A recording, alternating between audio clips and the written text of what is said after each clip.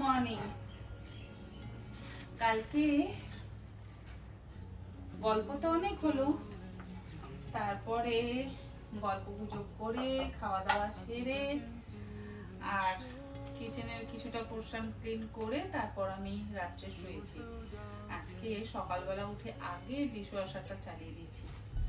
একবার তো ধোয়া হয়ে গেছে, এবার ওগুলোকে আমি জায়গা মতো রাখবো, রেখে বাকি যে বাসনগুলো আছে সেগুলোকে ধোবো। চাও খাওয়া হয়ে গেছে।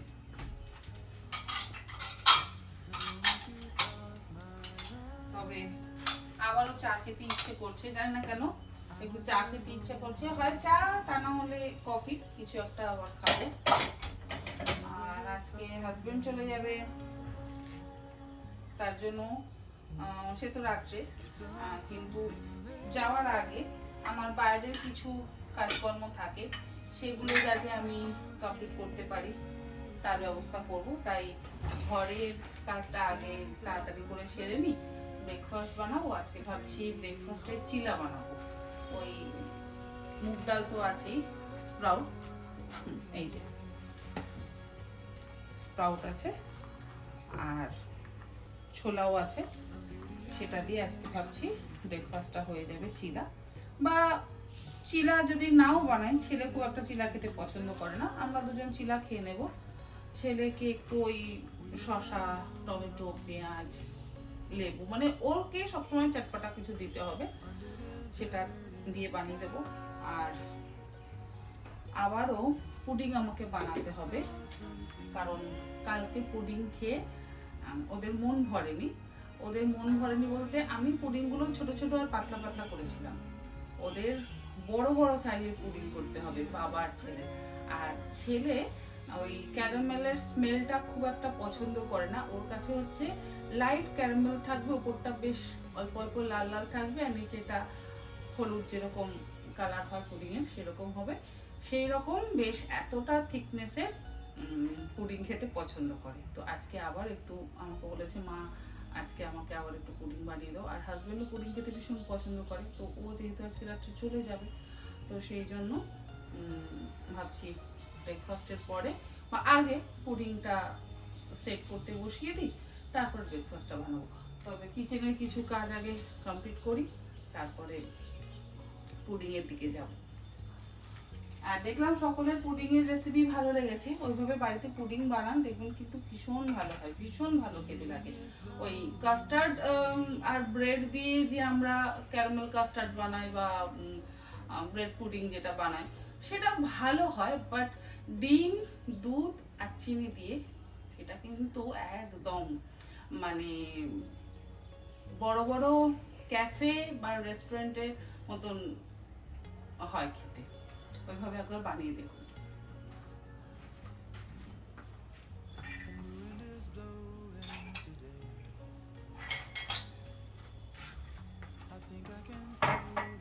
এই জায়গাগুলো ক্লিন করা হয়নি, ক্লিন করতে হবে। ভেবেছিলাম পিয়া আসবে না, আমি অনেক জায়গা ক্লিন করব, কিন্তু দেখলাম কিছু হলো না।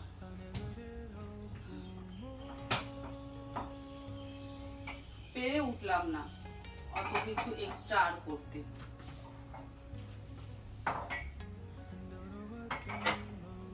ভেবে নিয়ে অনেক করব, কিন্তু তারপরে আর হয় না।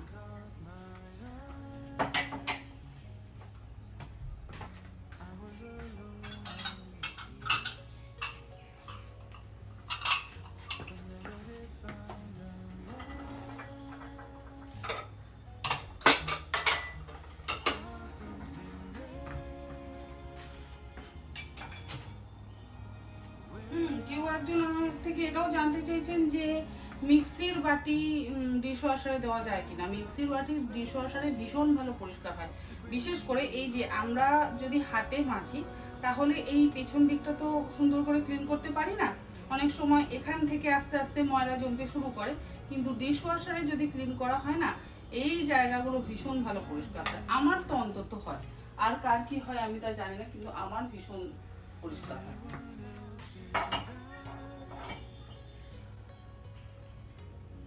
আজকে এই সকাল সকাল শুভ্রা কল করেছিল, কল করে বলছে তন্নি পিয়া কি আজকে আসবে নাকি কাল থেকে? না, আজকেও আসবে না, হয়তো কাল, তা না হলে পরশু। বলে আর পরশু বলো না, আর পারছি না।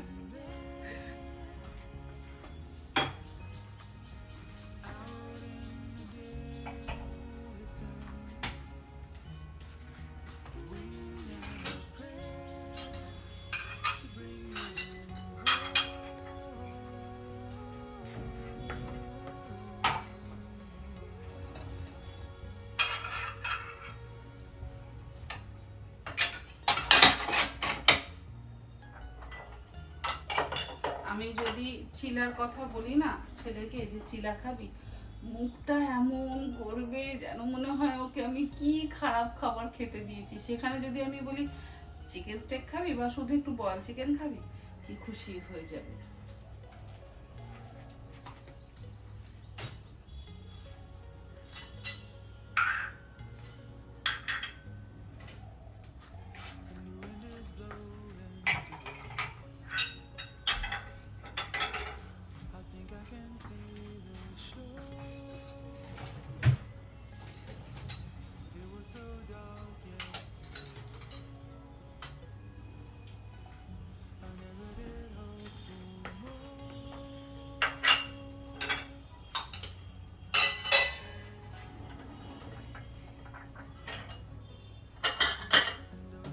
কালকে যেহেতু আমি ডিটেলে পুডিংয়ের রেসিপিটা দেখিয়েছি, তাই আর আজকে না অত ডিটেলে দেখাচ্ছি না।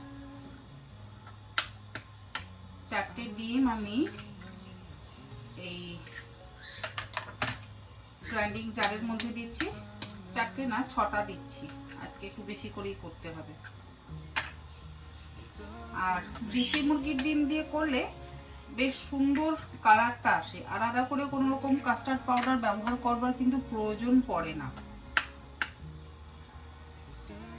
আমি 6টা ডিম দিলাম।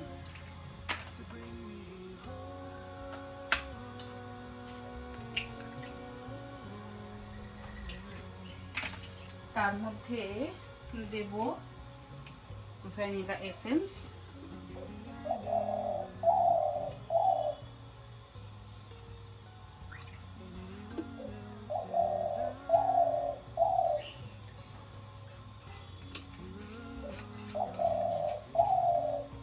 আগে এটা ফেটিয়ে নিই, তারপর দুধ আর চিনি দিয়ে ফেটাবো।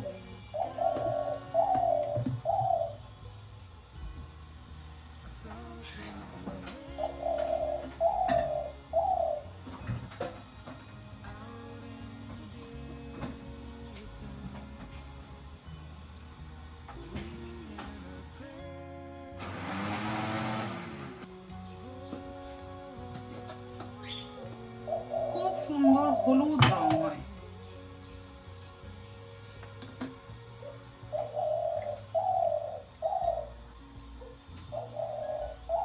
এর মধ্যে আমি দেব 500 ml দুধ।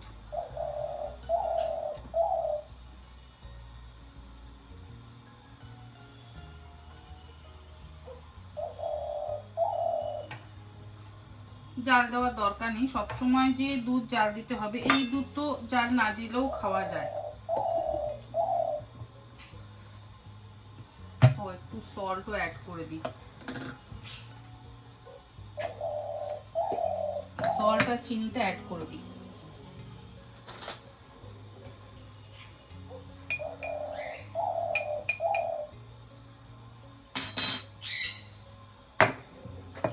অল্প সল্ট আর পরিমাণ মতন পাউডার সুগার।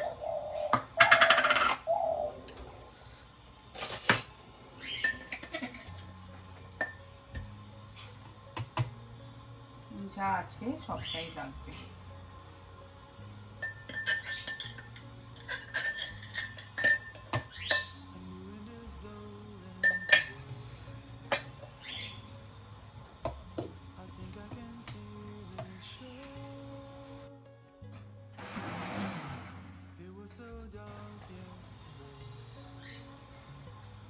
ব্যাস হয়ে গেল। এবারে আগে ক্যারামেলটা করব, বাটির মধ্যে ঢালবো, কারণ ছেলে খুব কড়া ক্যারামেলের স্মেল পছন্দ করে না, তাই জন্য আমাকে সেটা বুঝে করতে হবে।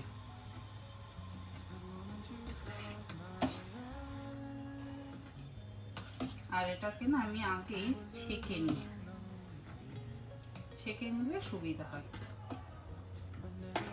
আমি আগে ছেঁকে নিই, ছেঁকে নিলে না সুবিধা হয়। আর একটা কথা বলি, জায়গা মতো তুলে রাখি, তা না হলে আবার ভেঙে গেলে মুশকিল। আচ্ছা, এই যে টিপট বা কেটলিটার মধ্যে আমি ঢালছি না, এটা সম্পর্কে অনেকেই জানতে চান, অনেকেই প্রশ্ন করেন যে আমি এটাকে কোথা থেকে কিনেছি। আমি এটা কিনেছি দার্জিলিং থেকে, মানে অনেক বছর আগে, আজ থেকে 4 বছর আগে আমি যখন দার্জিলিংয়ে গেছিলাম তখন আমি দার্জিলিং থেকে কিনেছিলাম। এখন তো এখানেও অ্যাভেলেবেল, তো অনেকেই কিনতে চান। আপনারা কিন্তু অনলাইন থেকেও কিনতে পারেন, আবার নিউ মার্কেটেও আপনারা কিনতে পারেন। নিউ মার্কেটে যে দোকান থেকে আমি কিনি সেই দোকানে এটা 450 কি 500 টাকা দাম, 450 মনে হয় দাম। এখন অনেক দাম কমে গেছে। আমি যখন কিনেছিলাম আজ থেকে 4-5 বছর আগে, তখন এটার দাম ছিল কত, আমি 1600 টাকা দিয়ে কিনেছিলাম সেই সময়। এখন অনেক দাম কমে গেছে।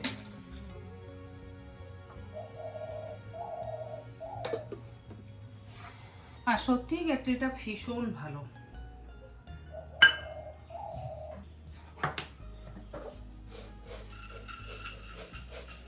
আজকে এমনভাবে আমাকে ক্যারামেলটা করতে হবে যাতে কোনো গন্ধ না আসে। গন্ধ না আসে বলতে একদম লাইট ক্যারামেল। সিমে বসিয়ে রাখলাম চিনি দিয়ে। এবারে যে বাটিগুলোর মধ্যে আমি পুডিংগুলো সেট করব, সেই বাটিগুলো আমি রেডি করে নিচ্ছি ফটাফট। কারণ ক্যারামেল যদি একটু বেশি বার্ন হয়ে যায় না বা কুক হয়ে যায়, তাহলে সেটা ছেলে একেবারে পছন্দ করে না। ওর হচ্ছে কালার হতে হবে, কিন্তু তার স্মেলটা থাকবে না, কালারটা হবে। আমি বলি না যে আমার রান্না সব থেকে বড় ক্রিটিসাইজার হচ্ছে সে। আর এর জন্য আমার যদি রান্নাতে কোনো ভুল হয় সেগুলো আবার একটু চেঞ্জও হয়ে যায়, সংশোধন তো অবশ্যই হয়। এটা ভুল নয়, আমি বলবো না যে ওই ক্যারামেলের যে একটু তেতো ভাব বা ক্যারামেলের যে সুন্দর একটা গন্ধ সেটা খারাপ। সকলে তো সব রকম পছন্দ করে না, তো ক্যারামেলে তেতো ভাব আসবে না, কিন্তু গন্ধটা থাকলে কিন্তু ভালো লাগে। আর ওর হচ্ছে গন্ধটাও থাকবে না, একদম শুধু কালারটা থাকবে, লাইট কালার থাকবে। এই যে আস্তে আস্তে চিনি মেল্ট হতে শুরু করেছে। আর চিনি যখনই মেল্ট হবে আমি গ্যাসের ফ্লেমটাকে কমিয়ে দেব। একটু বাড়িয়ে দিলাম গ্যাসটা। এবারে আবার গ্যাসটাকে আমি বন্ধই করে দেব। চিনিটা এখনো পুরোপুরি মেল্ট হয়নি, একটু ক্রিস্টাল ভাব আছে, একটু দানা আছে। এবারে আমি এটা ঢেলে নেব।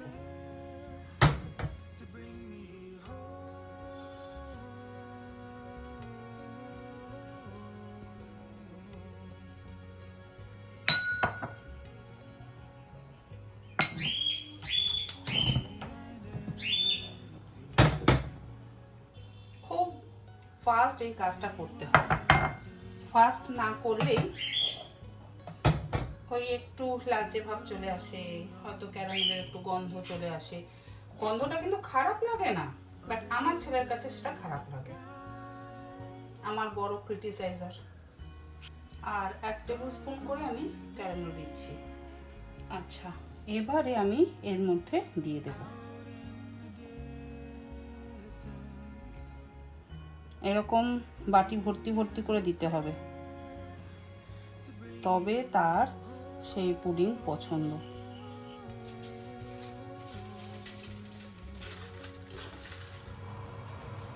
আজকে আমি ওভেনে বসালাম, আজকে আর ইন্ডাকশানে ওই কড়াই দিয়ে ঝামেলা করছি না, কারণ কড়াইয়ের মধ্যে করলে বা প্রেশার কুকারের মধ্যে করলেও জায়গাতে ছোট, ওই 4টে বাটি করে হয়, তো 7টা বাটি হলো, একবারে পুরোটা ঢুকিয়ে দিলাম।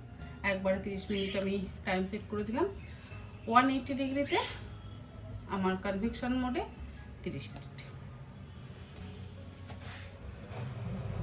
এটা হতে হতে আমি ওদিকে ওয়াশিং মেশিনও চালিয়ে দিয়েছি।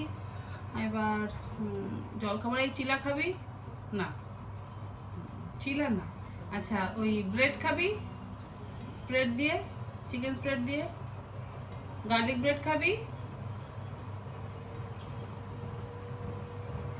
চিলা খাবো না, খাবি? অন্য সময় আমার চিনি তেমন খরচ হয় না, এই পুডিং এর চক্করে চিনি খরচ হলো। মানে 500 গ্রাম চিনি আমার মাসে খরচ হয় না, কারণ আমরা তো কেউই চিনি খাই না। যদি শুটিং এর কাজে কোনো রেসিপি বানাই তাহলে চিনি খরচ হয়, আর এই যে এরকম টুকটাক খাবার দাবার যদি বানাই তাহলে চিনি খরচ হয়, না হলে চিনির খরচ একদম নেই। আর হ্যাঁ, রান্নায় অল্প বিস্তর একটু চিনি ব্যবহার করা হয়, তবে সেটা কতটুকু, খুব অল্প।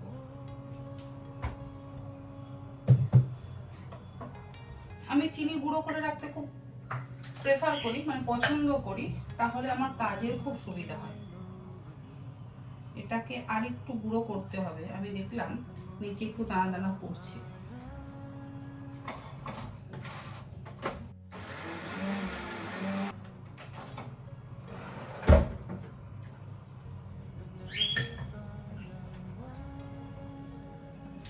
জিজ্ঞেস করলাম চিলা খাবি না, এটা খাবি না, ওটা খাবি না, খাবি না, চিকেন ব্রেড দিয়ে খাবি। এই ক্যালকাটা বেকারির যে কোনো ব্রেড না ভীষণ টেস্টি হয়। আর যদি বলি এখন ভাত খাবি, ভাত খেয়ে অফিস যাবে, ওরে বাবা কি ভুল কথা বলে ফেলেছি, ভাত খেয়ে অফিস যাওয়া যায়? ও মানে আমরা যখন বম্বে থেকে কলকাতা শিফট করি, আমি যে বাড়িতে থাকতাম তার পাশেই আমার মাসি থাকতো, তো ওর স্কুল যাওয়ার সময় রোজ বলে যেত রাঙা দিয়ে আসছি। হয়তো রাঙা মাসি জিজ্ঞাসা করলো, দাদু ভাত খেয়েছো? কি খেয়েছো? না রুটি। কোনোদিন হয়তো জিজ্ঞেস করলো, দাদু ভাত খেয়েছো? কি রোজ রোজ ভাত ভাত করো, খালি ভাত ভাত ভাত। ভাত হচ্ছে ওর কাছে ভীষণ অপছন্দের একটা খাবার। কাল এত রান্না হলো, সে দুপুরবেলা রুটি আর মাটন খেয়ে নিল, আর কিচ্ছু খেলো না রাত্রে। হ্যাঁ, সন্ধ্যেবেলা একটু ওই ফিশ ফ্রাই আর ডিমের টেবিল খেয়েছে, ব্যাস। রাত্রে আসে কিছুই খেলো না, শুধু একটা পুডিং খেয়েছে। যদিও ইলিশ মাছ তার একেবারেই পছন্দ না, ভীষণ অপছন্দের খাবার। ছোটবেলায় খেত না তা না, ছোটবেলায় আমি খুব খাওয়াতাম ওকে, সমস্ত মাছ খাওয়াতাম, ইলিশ, তারপরে রুই, কাতলা, পাবদা, ট্যাংরা, যতদিন ও বুঝতো না। যবে থেকে ও বুঝতে শুরু করেছে তবে থেকে ও চুজি হয়ে গেছে। দিল্লিতে যখন আমরা থাকতাম তখন ও সব রকম মাছ খেত, আসলে ছোট ছিল, খাওয়াতাম, আর বোয়াল সব খাওয়াতাম, সব খেত, শুধু চিংড়িটা খেত না। আমার খুব অপছন্দের জিনিস যে বাজার থেকে তরমুজ কেটে আনা। কালকে হাজবেন্ড গেছে বাজারে, আর দোকানদারকে বলেনি, ওদের তো টেন্ডেন্সি থাকে কেটে বুঝিয়ে দেয়। হ্যাঁ, কেটে বুঝিয়ে এমন একটা তরমুজ দেবে, সেটা কিন্তু খারাপ খেতে হবে। আর কেটে যদি আনা হয়, আমি বাড়িতে ঠিক মতন সেটাকে ধুতে পারি না। বাজারের জিনিস সেটা যদি ঠিক মতন না ধোয়া হয়, খাবো কি করে? আমার ভীষণ ঘেন্না লাগে, কারণ দেখি তো ওই যখন বড় বাজারে যাই কিভাবে ট্রাক থেকে মাল নামানো হয়, কিভাবে ডাস্টবিনের পাশে, ড্রেনের পাশে। সত্যি কথা বলতে সেসব যদি মনে পড়ে না, আর খেতে ইচ্ছে করে না। আর কেটে এনে দিয়েছে, ভালো করে যে আমি রোগড়ে ধোবো, একটু ভিনিগারের জলে ডুবিয়ে রাখবো, সেসব তো পারছি না। এখন কেটে দিচ্ছি। এই ব্রেকফাস্টে ব্রেডের সাথে যদিও বা 2-1 পিস ছেলেকে খাওয়ানো যায়, তা না হলে কিন্তু আর খাওয়ানো যাবে না। মানে এত বড় হয়ে যাওয়া সত্ত্বেও তাকে আমাকে বিভিন্ন রকম নখরা করে, বাহানা করে খাওয়াতে হয়।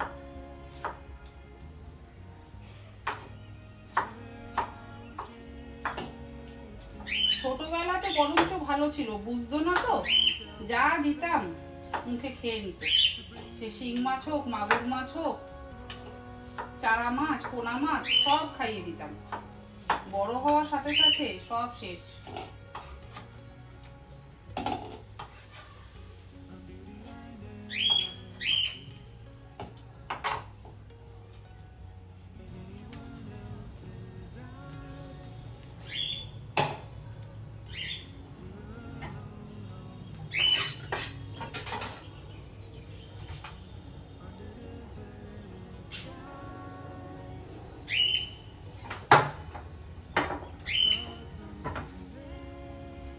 যাকেই দিচ্ছে, কালকে 3টে লোককে বিক্রি করলো তরমুজ। তাকেই কেটে কেটে আমি একদম পছন্দ করি না। এই যে এই হচ্ছে সেই চিকেন স্প্রেড, ভীষণ পছন্দের তার। যা করেছিলাম মোটামুটি আমার 2 দিনে কিন্তু শেষ হয়ে গেল।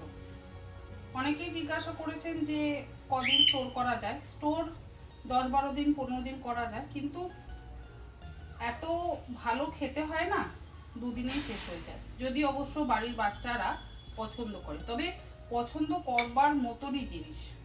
আর সব থেকে বড় কথা, এটা হচ্ছে প্রোটিন রিচ, হেলদি। আমারও খুব সুবিধা হয় এই অফিসের খাবার দেওয়ার জন্য। ব্রেকফাস্টের জন্য তো ভীষণ ইজি অপশন এগুলো। কাল একদিন ইউজ করেছি, আজকে ইউজ করলাম, ব্যাস। ওদিকে আমার পুডিংও হয়ে গেছে। এবার আমি ওভেন থেকে বের করে কিছুক্ষণ নর্মাল টেম্পারেচারে রেখে ফ্রিজে রেখে দেবো।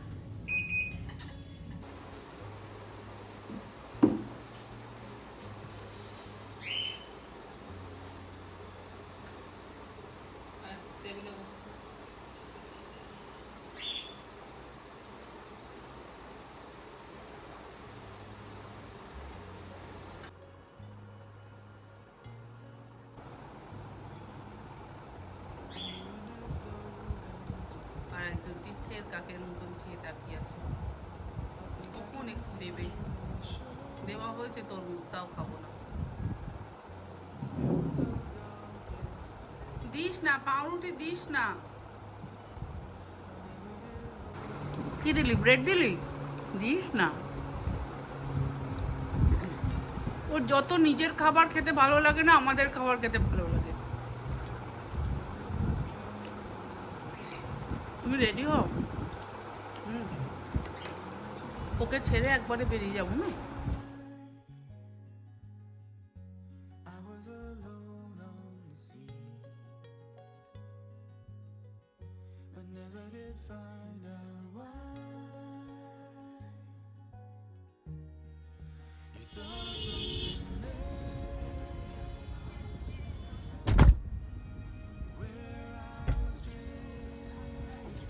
ড্রাইভার চেঞ্জ, একজন নামলো, একজন উঠলো।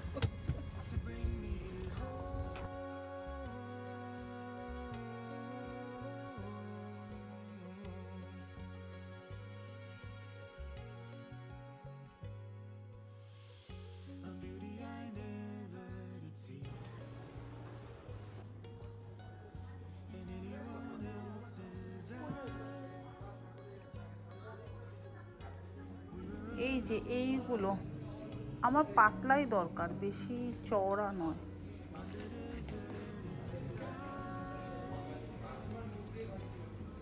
প্রাইস কত একটু বলুন?